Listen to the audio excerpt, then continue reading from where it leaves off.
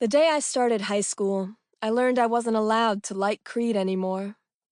I was developing my snob instincts at that point, but they hadn't come for Creed yet. Mostly, I belittled the various preps and posers that ruled my class, believing, correctly, that they were a more imminent threat to my social standing than were the nuances of dueling alternative rock sects. I believed that my marching orders were to hate the Black Eyed Peas and my once beloved Britney Spears, not Creed, and I was all too happy to obey them. So Weathered was still in my portable CD player when I got onto the bus that day and sat beside a good-looking junior. But when I ejected it at the next bus stop, my handsome seatmate snickered. "Creed?" he said. "Really?" I like to think that today, I'd respond with the piss and vinegar that such sneering deserves. Like, what difference did it make to him whether I was listening to Creed? But I was brittle then, and desperate for approval, and so I absorbed those two words and the entire cruel landscape of implication that stretched beneath them. And I learned the appropriate relationship for me to have with Creed, which was one of low-grade superiority over them. Not a superiority to be asserted or defended, but simply low-wattage smirking at the very fact of them, as dull and unchangeable as the turning of the earth. I stopped listening to them. I cleared my walls of Scott Stapp paraphernalia. By then, the sharpness of my attraction to him had begun to blunt anyway. Boys at school had soft lips and well-defined arms, too, and they had the advantage of being in my orbit.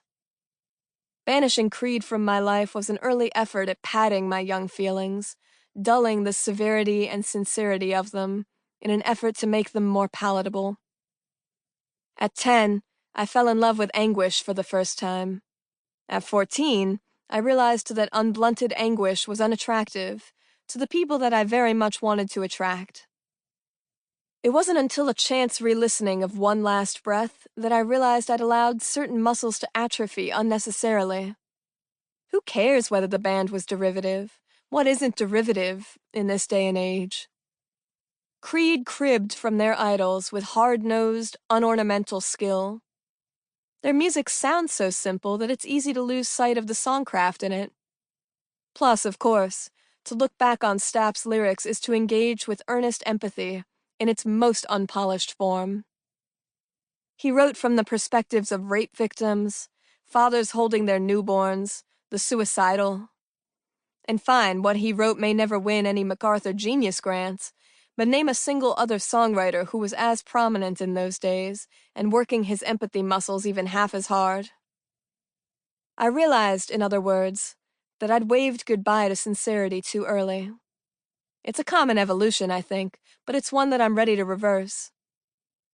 When I was a teenager, my peers' approval could not have mattered to me more, to the point that I was willing to learn how to sneer, how to mock, how to experience emotions almost sarcastically.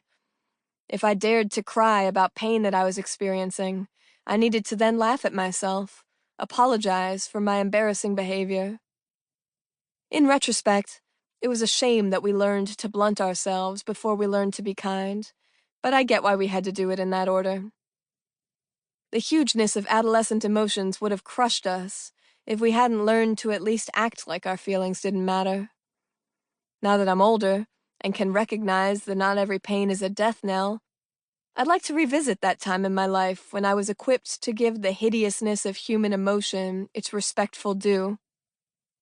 I'd like to groan and wail and squeeze my eyes shut when I sing a particularly meaningful chorus. And I'd like to do all those things without worrying that people are making fun of me for it, even though they will be. So in case the message was remotely unclear, I like Creed. I liked Creed 17 years ago, I like Creed now, and I don't think I'll ever stop liking them. They lacked style, fine, so what? I embrace Creed, in fact, with arms wide open. And I invite anybody else who's sick of smirking behind the general public's back to do the same. We have so little time to engage with the art that our fellow humans have created, and of course nobody is obligated to like all of it. But to decide that someone's work has no merit because that person. To keep listening to this audiobook for free, click the link in the description.